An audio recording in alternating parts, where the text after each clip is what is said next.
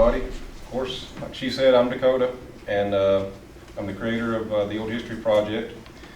I was superseded here by Mr. Eisen. He's always good to hear, good to see, and good to hear. It's called the Old History Project, and of course that's a little bit of an outdated picture, but it all says the same thing. It's a page and a YouTube channel dedicated to the preservation of a bunch of our structures around this region, stories, people, stuff like that. And I've been doing that probably for the greater part of the last 7 or 8 years now, and I have been fortunate enough to have won 3 awards from the East Tennessee Historical Society and 1 award from the East Tennessee Preservation Alliance for the stuff that I document. Pressman's home, the Kaufman home here in town, all kinds of different stuff. We'll get into some of that. I'm also the president of the Colonel Robert McFarland chapter, Sons of the Revolution, and I'm also the Secretary of State for the Board of Managers. And there is my chapter. That guy doesn't really need an introduction, but that's Mike Beck. He's with us. He was part of the original group that donated the Liberty Bell down in front of the police station. But enough about these people. This is my program I'd like to call Who Were They? Who lived and died here? Who settled? And who was here first? Now that's a really good question, and I'm going to delve into a little bit of all the great parts of Tennessee history. Sweetheart, is that picture from the Long Museum up there? It is. Okay. That's where we meet at. We meet second Thursday, 6 o'clock at the Longstreet Museum.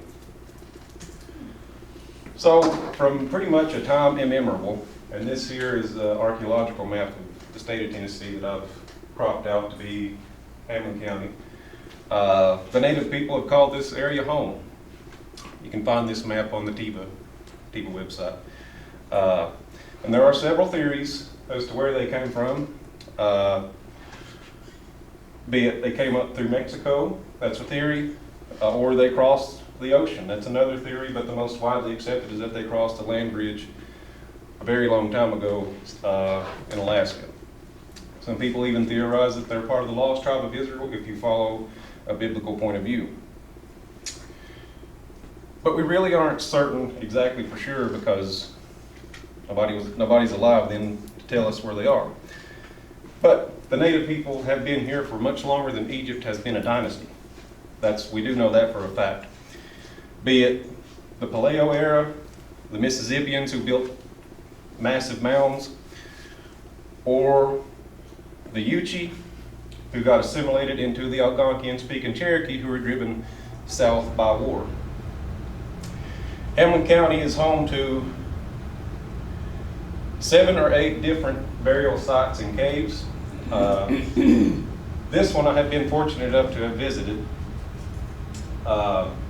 We estimate it to be somewhere in the neighborhood of 500 years old or less. And you can see that the stones are river rocks. And it might not look like a circle in the picture because I took it at that angle instead of straight down, but it is in a 4 by 6 foot circle.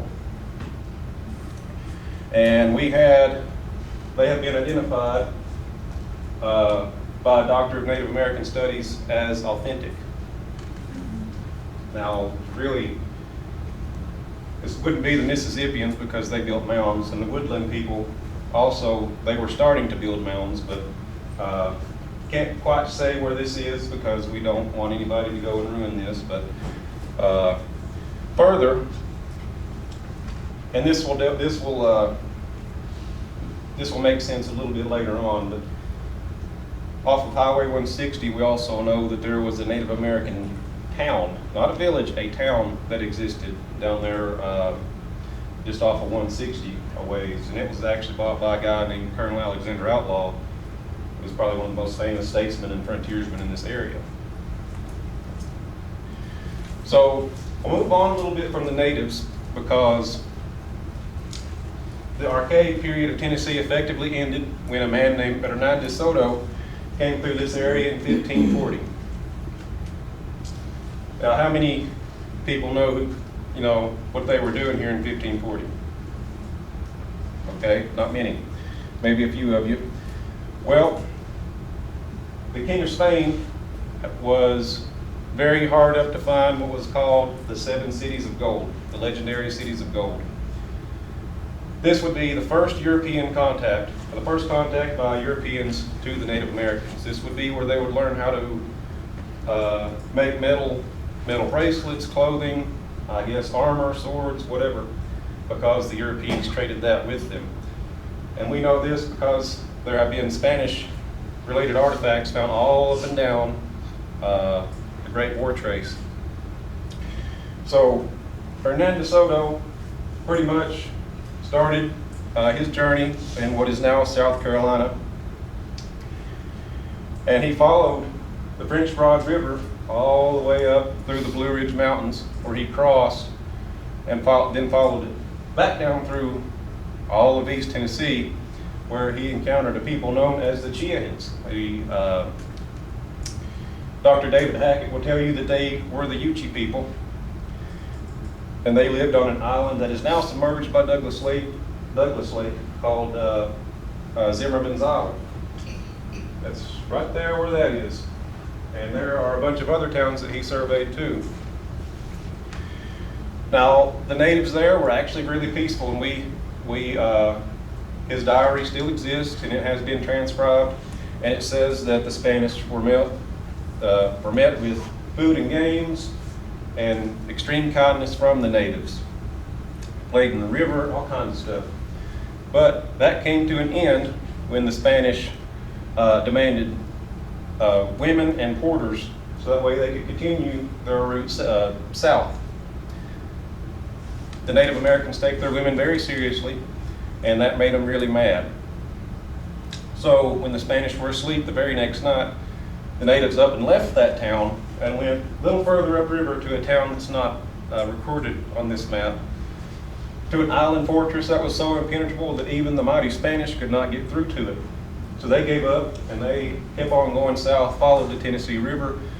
They would eventually stop somewhere in North Georgia or Alabama, and they would start going west. After they went west, Hernando de Soto would come down with some kind of sickness, and too far. And I think it was somewhere between Arkansas and Memphis, or Kansas, what we call today. Anyway, and he was thrown into the river. And his party effectively returned. The Spanish would not come back into this area for another 20 years until 1566, when Juan Pardo came through on the same mission. Now, his story isn't really, it's not as interesting as Hernando de Soto's because, well, they both pillaged every town that they came through. Only difference is Juan Pardo went a little bit further east than Hernando, and he recorded that the town of Chia was abandoned only 20 years after De Soto had visited. Maybe they got sick, maybe they just left it abandoned after Spanish made them mad. We really don't know. But funny story is that these are all the Spanish forts that exist, that were built other than Fort San Juan. It's recorded in Juan Pardo's diaries that his men were held hostage in one of their forts by a mountain war chief, and they were not allowed to leave until Juan Pardo himself came and got them out. The only one of those forts that exists, I believe, is the one in Carolina. I think it's still partially there. And we can come back to any of these maps if you guys want. So this next part doesn't really have a slide, but the French never actually, the next people to come through wouldn't be for another 100 years. And it would be the French. They never came into East Tennessee. The farthest they came was Nashville. It was called the French Salt Lick, and they also had a settlement in Memphis. And there's a whole lot of history about that, but we're here for East Tennessee history. So we'll ignore them, but in 1673, the next important adventure or expedition into this area would be from James Needham and Gabriel Arthur. They were commissioned by, I can't remember the name of it, but it was a big business over in Virginia. to establish a fur trade route with the Native Americans. And at that point in time, pretty much from the time of first colonialization, all of this area was known as hostile territory for white people. This area? What's that? All of Tennessee or anywhere outside of Carolina, Virginia, all those areas. What was the French Broad River called before it was called the French Broad River? Because it wasn't called the French Broad River in DeSoto. I'm assuming. Does it say? This is what the Spanish called it. I actually don't know the name of it. Okay. But I know that the Holston River was called the Pocahontas River. Okay. It was actually called the Cherokee River, Holstein, and then Holston River. But, where was it? They kept diaries. Needham and Arthur kept diaries on their travels and what they encountered. And they actually would use those for years after they died. But because they gave such a valuable insight into Native way of life and culture. The ultimate fate of Needham was that he was killed by his travel guide, we know him only as Indian John. That's what he was wrote down as. Arthur was found disguised as a native and living amongst them by, I believe he was found by Atakula. No, it wasn't. That's a couple years later. But he was allowed to return home by the chief of Chota. Which that's, we're getting into this part, but that's Chota. That was one of the most important towns in Native American history. So this is where this map comes in. I actually just made a post about this, some of you may have seen it. There was an officer in the British Army called Lieutenant Henry Timberlake who was commissioned to go down to the Overhill towns, which at that point it was called the 24 Mountains. Today we know it as the Overhills, and tell Chief Atakula of the Treaty of Fort Robinson in 1762. We know that as the Trans-Appalachia Pact that forbade settlement west of the Appalachian Mountains that we ignored anyway. This map also contains the first known spelling of Tennessee, and this is 1762. If you studied language, you'll know that there's an F in front of the S. I really don't know why, but if you compare that to today, it still sounds exactly the same. But he traveled down, just what I mentioned a second ago, the Cherokee River, which he calls it. Later it was known as the Holstein for a man named, I think it was John Holston, who lived up in the Watauga area, and then it became Holston. On a flatboat, you know, that you could walk across the Holston River in most parts, and still can in parts of Rogersville when the lake is a little lower.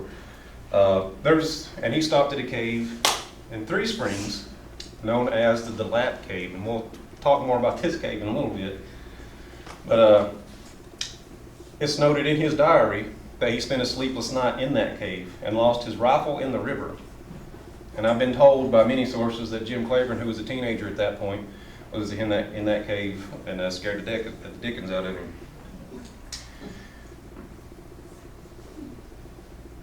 But his map has been studied by historians and archaeologists from pretty much the time it was discovered. I think in the 50s. It was found in a library in England, hidden on top of a shelf. And they studied it, and it's been called one of the most authentic, genuine, and accurate maps that has ever been made of this area. Because it has the chiefs of every town he visited, what they call them, and the number of warriors that town had. Of course, you guys can't see that. This makes it fuzzy, but this map is available in high def. You can look up. It's called A Draught of the Cherokee Country, and it's on the Tennessee Electronic Library. So now we've come to the settlement period, and I'm trying to touch just a little bit of these fellers, but this one is close to me because this is a house known as Hayslope. Mm-hmm. And I was part of the board of directors with the people that were trying to restore it. Unfortunately, that fell through for a multitude of reasons. But This was built by a man named Colonel James Roddy, who was an officer in the Revolutionary War. He's seen action at Kings Mountain and was with Captain Bean's company during several excursions against the natives. He was very well decorated. He served in the Carolina House of Commons, and in 1788 he was a delegate to the Franklin Constitutional Convention, and he also signed Tennessee's Constitution. He represented Jefferson County in the Senate, and he was commissioned by Governor Sevier himself as Justice of the Peace for Jefferson County. This is his home base slope that I just mentioned. It's been torn down by a guy who doesn't respect history. It was a one-room log cabin, one story, one room with a loft, a half loft. It's roughly 14 by 18, and this man had a family of 12 that he raised in that cabin. The previous board figured these logs, they're actually about that big, bigger than my hand. We figured that they were yellow pine. That's still the original chinking material. But the original name for it was the Red Door Tavern because it was located right beside of the lower extension of the Boone Trace that goes all the way up into Kentucky. And it was not very far, maybe less than a mile from where the Great Stage Road intersects with that and makes effectively what was called Cheeks Crossroads. We'll talk about that later. If you want to see his grave, he's buried in Bent Creek Cemetery. And where? Bent Creek Cemetery in Whitesburg, right beside Bent Creek Church. All right, this is one of my favorites. This belonged to Captain Thomas Jarnigan. He was one of the first settlers, one of the first 3 settlers, to be specific, in what we call now Hamblen County, and organized the Bend of Chucky settlement, which was effectively one of the first settlements outside of the Watauga area, organized by our ancestors.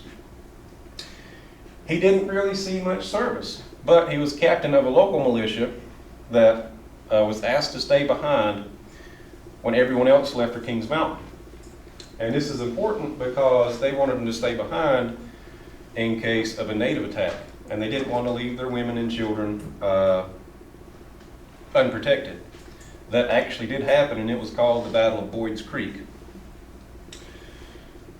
This house is called Mount Harmony, was called Mount Harmony. It was torn down a couple years ago. It was used as the first courthouse of Jefferson County and the first jail of Jefferson County, and it is also where David Crockett and Polly Finley got married. And we'll talk a little bit more about that a little later, but this house, if you study architecture, is really amazing because the walls themselves, just the exterior walls, were 4 feet thick with a layer of stone in between them.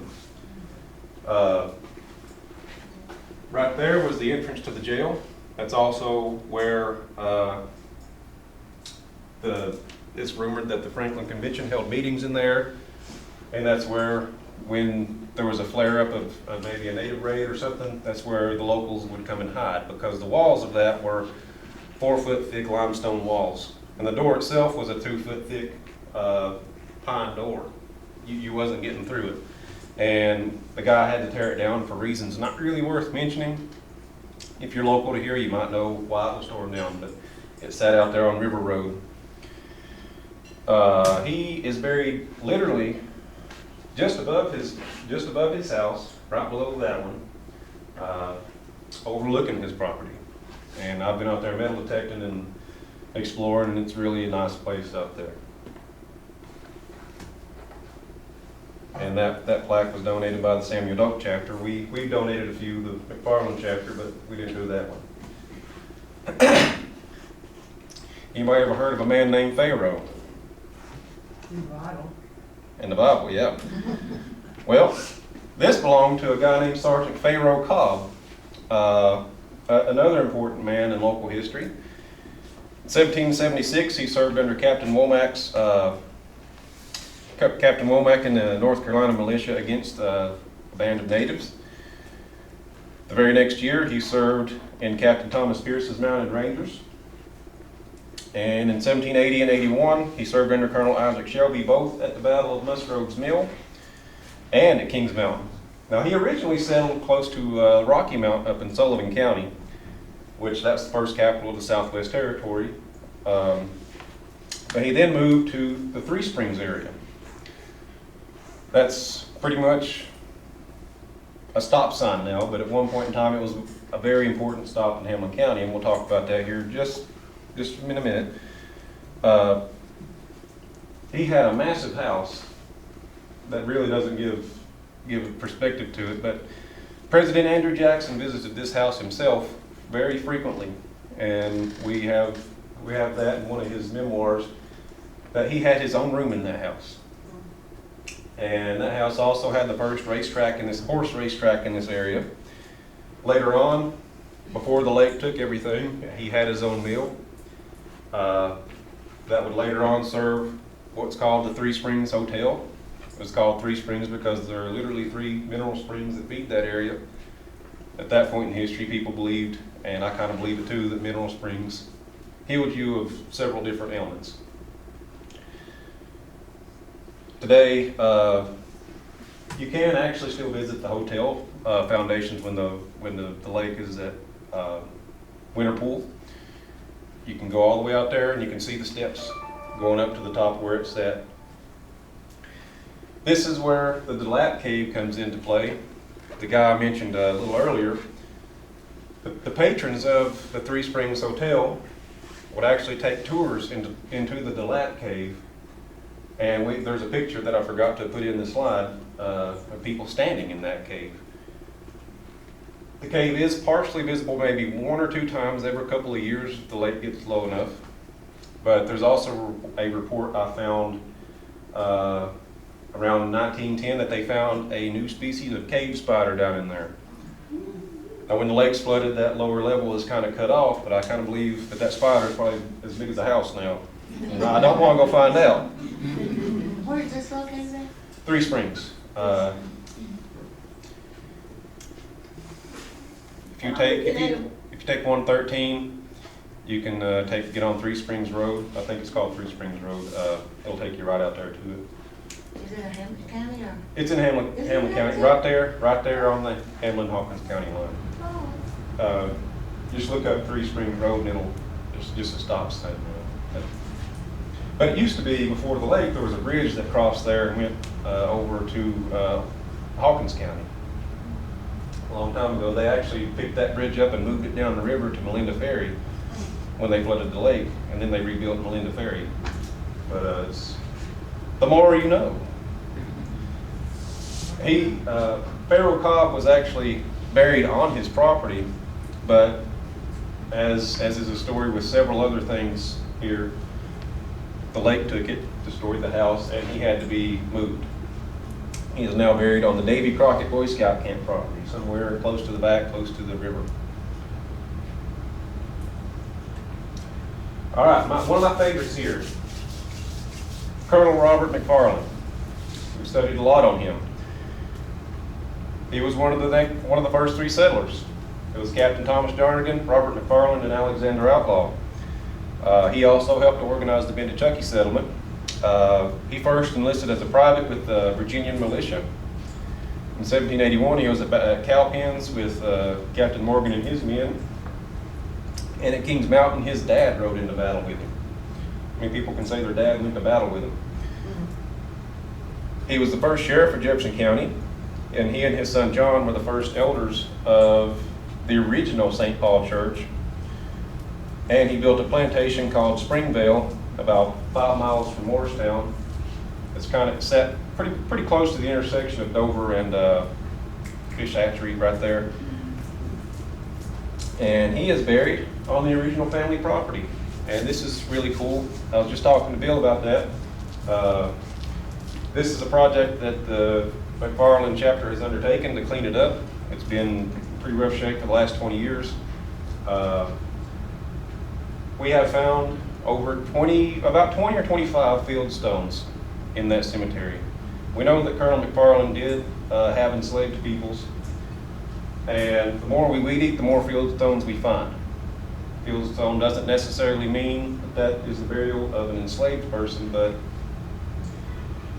general consensus is it usually is. It could also be an indentured white person or something like that, but so Where far. is this exactly out there? Because I've read about this and I live out in that area, and I've never seen anything that looks remotely. It's hidden in a field. It's up there in Earl Cameron's field. Okay, You really miss the entrance. It's like a tunnel of trees that you have to go through up a hill. If you look on Google Maps, right there where the driveway is to that, you can actually still see the Springvale house standing, Okay. but it caught on fire a few years ago. My buddy Channing Green, who's also part of my chapter, is helping to clean this up. Mr. Green runs a nonprofit, so if you guys are feeling generous, go look him up. All right, one of my next favorites, Colonel Alexander Outlaw, the next of the three original settlers of Hamblen County. We'll talk about his house here in a minute. He is among the most prominent figures in Tennessee history that you have never heard of. He was a captain in a militia under Colonel Keenan, a quartermaster under Colonel Abraham Shepard in the 10th North Carolina on a Continental line. And after moving to Tennessee, was promoted to major and then lieutenant colonel under John Sevier, and served in several battles and excursions against the natives during his services. He was a member of the North Carolina General Assembly and once presented a bill asking for a state in the Southwest Territory called West Carolina. We have that in writing. It didn't go through. I don't think I'd want to live in West Carolina. He was with the State of Franklin Formation Committee and was as well a peace commissioner with the natives. That town that I mentioned earlier in the presentation, he actually bought that from the natives, and that's where that house sits. He was with the first Constitutional Convention in Tennessee, signed its Constitution, was a senator and speaker of the House, and was also a justice of the peace. Now, most people know that John Sevier died in Alabama during an expedition down there, but nobody knows that Alexander Outlaw was with him and died with him. John Sevier was actually moved up to Knoxville. I can't remember when, don't quote me on it. But Alexander Outlaw is buried down there in an unmarked grave in Cahaba County, Alabama. This is his house, Rural Mount. It is in Hamblen County.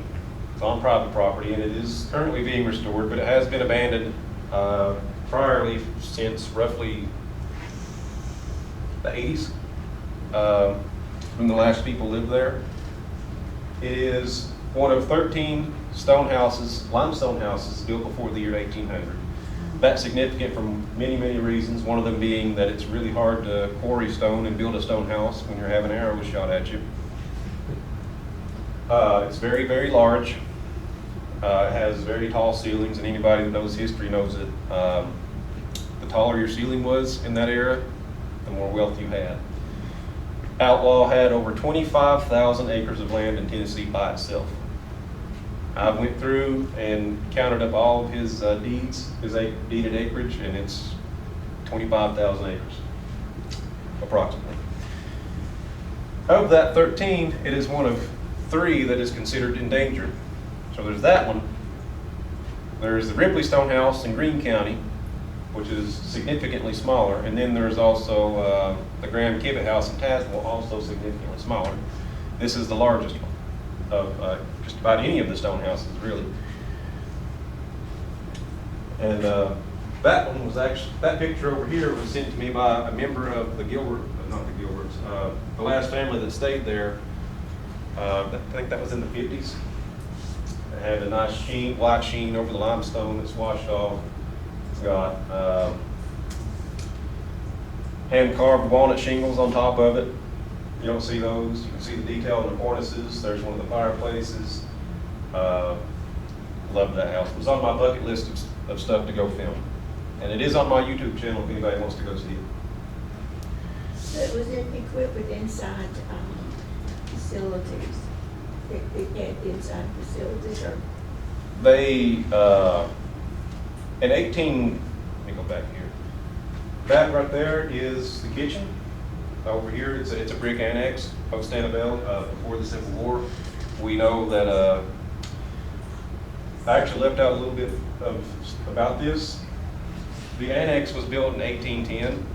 It's not one of the first kitchens, but it is among the first included kitchens in a house that we know of. That's not the Ramsey stone house.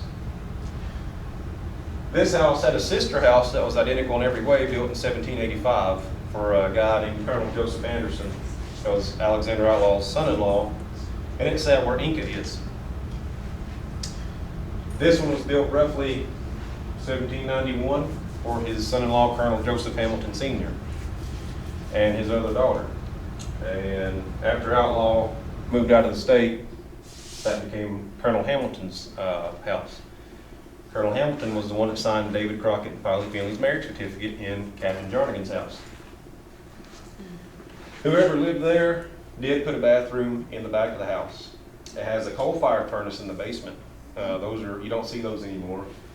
Under the kitchen is the coal chute, and off back here was where the slave quarters sat. We found the foundations from where the house was, and there's a picture of it somewhere that we have. It's not just 2 stories, it's 3 stories. I can't remember the name of the ladder, but if you've ever been on a boat, it's a really steep ladder that goes almost straight up. And I have pictures of it, but every joist in the roof is numbered with Roman numerals. That's how they put it together. No, they cut them to match. No 2 of those are the same. One won't fit with the other if the numbers don't match. I love that house. Okay, and we're going to leave Hamblen County for a minute here and go to Hawkins County. And there's a really funny story that comes up with this house too. This belonged to Captain William Armstrong III. This house is known as Stony Point, but the captain was in at least 4 battles during the Revolution and is documented as having been with General Washington during the winter at Valley Forge. This is considered to be one of the first brick buildings in Hawkins County and among the first in the entire state. I guess brick making was starting to get a little popular back then. So everybody knows that the French Revolution broke out because of government overspending, and they beheaded, I